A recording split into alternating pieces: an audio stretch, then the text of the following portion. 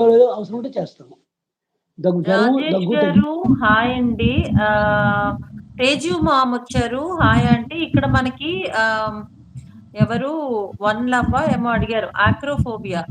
One love అంట. మీ పేరేంటండి? Acrophobia గురించి అడిగారు. అక్రోఫోబియా అంటే ఎత్తులు అంటే విపరీతమైన భయం కలిగి ఉండడాన్ని అంటారు. అంటే ఇప్పుడు మనం ఇంతకు ముందు కూడా చెప్పుకున్నాం.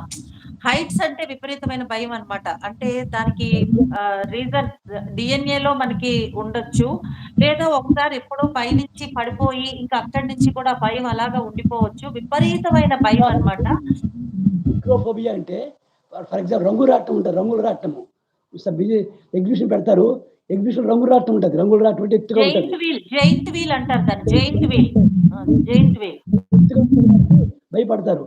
ప్రతి వాడికి కొంచెం భయం ఉండొచ్చు గానీ, అబ్నార్మల్ భయం ఉండి బేసిక్‌గా అదే విపరీతమైన భయం అన్నమాట. విపరీతమైన అంటే హైట్స్‌ని చూస్తేనే విపరీతమైన భయం.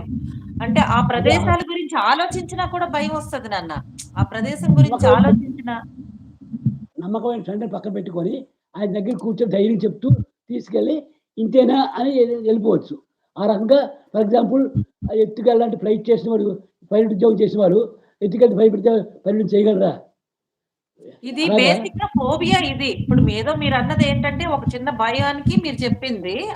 ఫోబియా అనేది అంత ఈజీగా అయ్యేది కాదు.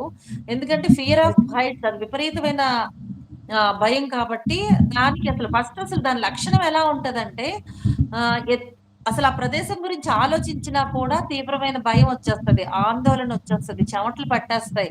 గుండె వేగంగా కొట్టుకుంటుంది. సో, దీనికే మనం ఇంతకు ముందు చెప్పుకున్నాం కదా నాన్న ఎక్స్‌పోజర్ థెరపీ. ఇప్పుడు మీరు చెప్పినట్టుగా జెయింట్ వీల్ అంటే అనే కాదు. వాళ్ళకి దాని గురించి ఆలోచిస్తేనే ఒక భయం వస్తది. సో, ఎగ్జాంపుల్ ఇచ్చాను. ఎక్స్‌పోజర్ థెరపీ అంటే ఏంటి? ఇంతకు ముందు మనం చెప్పుకున్నాం. వాళ్ళకేంటంటే సేఫ్‌గా తీసుకెళ్ళాలి ఆ ప్రదేశానికి. తీసుకురావడం, తీసుకురావడం. ఇలాంటి థెరపీని కొన్ని సార్లు చేస్తే ఆటోమేటిక్‌గా కొంత భయమనేది తగ్గడానికి అవకాశం ఉంటదన్నమాట. సో, ఫోబియాల్లో ఇదొక రకమైన ఫోబియా. చాలా ఫోబియాలున్నాయి. అందులో ఇదొక రకమైననమాట.